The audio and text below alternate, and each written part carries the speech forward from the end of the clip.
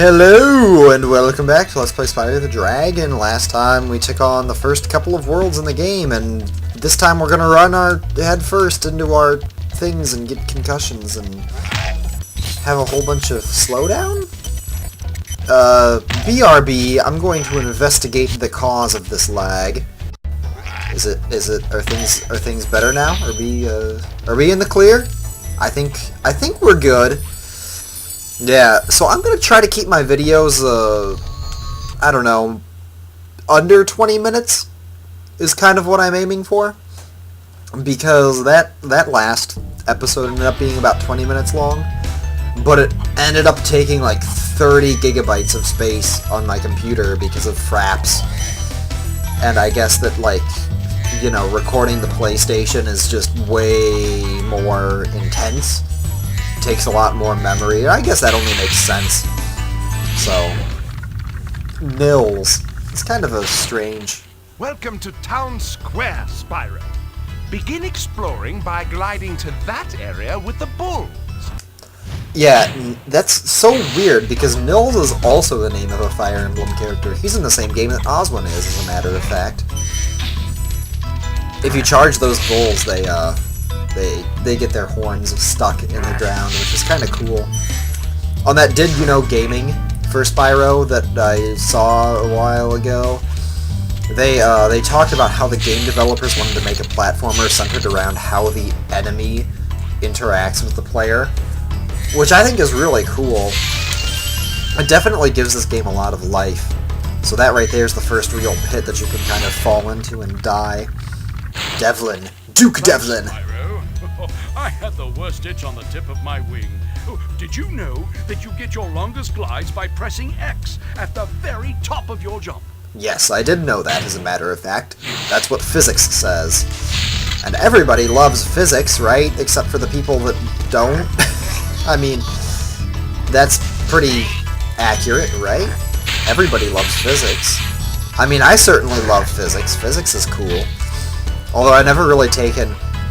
Like, the thing is, I had the opportunity to take AP Physics in high school, but I couldn't. Like, maybe I should phrase things a little bit better, in that I didn't have the opportunity to take AP Physics in high school, because the class was full! No. No. No. I reject your reality and substitute my own. Did I seriously die? Oh my god. Well, so much for this being a no-death run. But who cares? That happens all the time, I guess.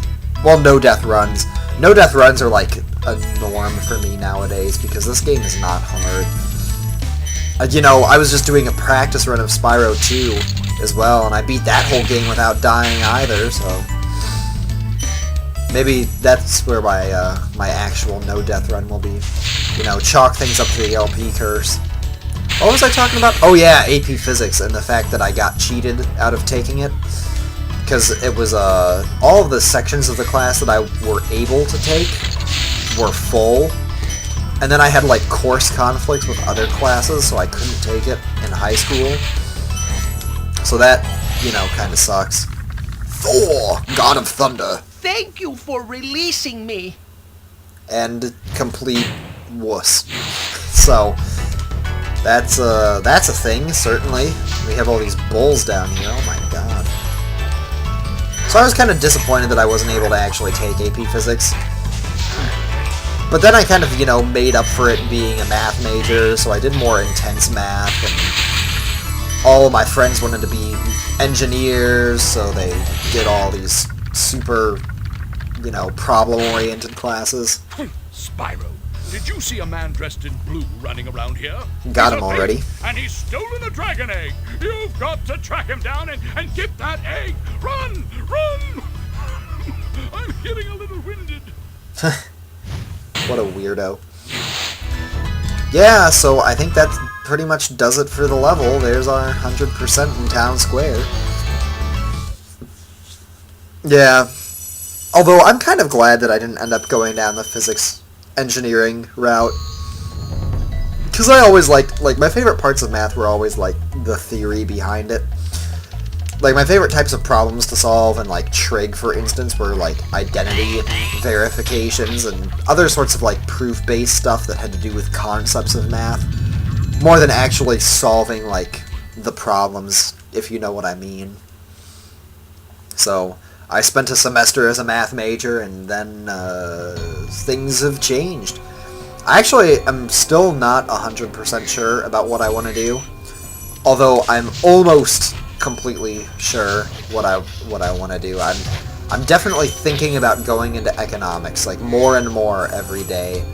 I'm interested in studying that as a major for a couple of reasons, actually. Well, first of all, I just want to talk about these dogs right here.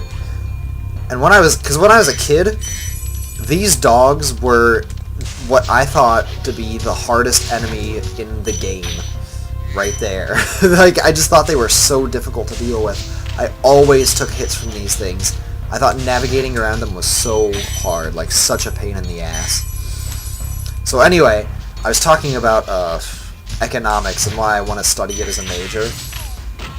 I mean, like, well, first of all, the career opportunities in economics are a lot more, like, you know, concrete and real. I hate to say it as, like, you know, it's a degree that you can get a job with, but it kind of is. Because when I wanted to be a math major, it was like, oh, well, what do you really want to study with math? And my whole... Because that was always what people asked me, is what do you want to do with math? And I was like, oh, I don't know. I don't think I want to go into engineering. Of course, that's what everybody who, like, studies the upper levels of math does. But I was more interested in studying, like, you know, academia-type math. And that's just, you know, how do you get a job there? And other than that, I could be, like, a number cruncher for, like, you know, some sort of research group working with scientists. But that just kind of sounds boring, so... But economics is, like, there really is a lot more things that you can do in terms of, like, straight-up jobs.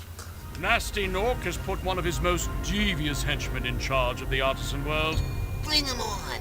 I think I smell a barbecue. Be careful, Spyro. This boss has many tricks up his sleeve. So, I was just kind of, like, not entirely sure for a while about math, but now it's like, you know, I like economics because there's math involved, and I understand the math behind it. And my teacher loves me. Like, oh my god. The econ teacher I have right now, he thinks I'm totally brilliant because, you know, I'm one of the only people not failing the class. There are only like 4 people who are actually getting an A in the class. And that's pretty ridiculous. And I totally didn't even mention that we just killed a chicken on stilts in disguise. But, you know, whatever.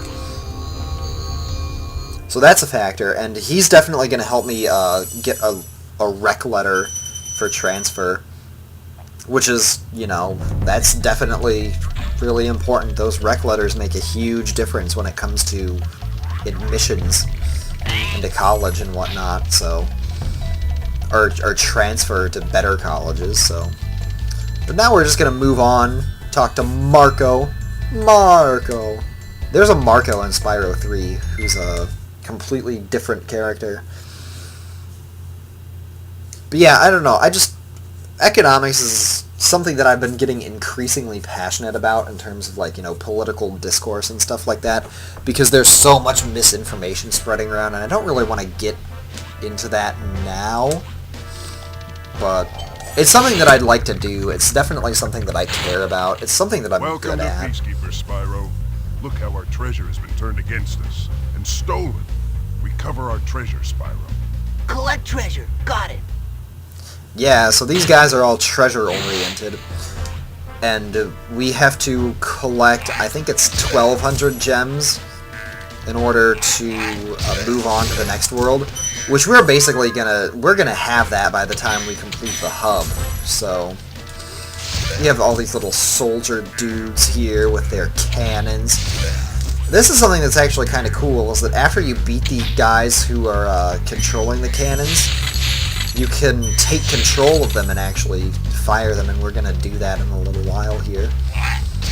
These guys just cowardly run off, but we got them all. They'll hide under their tents, and then they'll moon you, which is very interesting. Yeah, these enemies still aren't dangerous at all, so nothing to worry about here. I don't really think anything in this game is super dangerous, actually. Another dragon. What do you have to say? Magnus von Spyro. Grapple. Sparks the Dragonfly has been doing a good job protecting you. Yeah, we already know about Sparks, dude. You don't have to say it 10,000 times. So there's the balloonist. He'll take you on to the next world whenever you have the gems that he wants to see. So, oh god, Ice Cavern. I hate that place. This is actually my least favorite world in the game. Out of the 6, this is like... There aren't really any levels in this particular world that I like. Except maybe the boss. The boss is kind of cool. But everything else is just really boring. It's really long. There's a huge spike in terms of the amount of stuff that you have to get done here. Because you're going to start to see worlds with like 400... I think 400 gems is the staple in this, which is basically double what we were doing. Actually, it's more than double because Dark Hollow only had 100 gems. And Ice Cavern in particular is just like, a lot of these levels are just really long, but linear and unexciting, if you know what I mean. So they're just kind of like things that I go through to get to more exciting levels.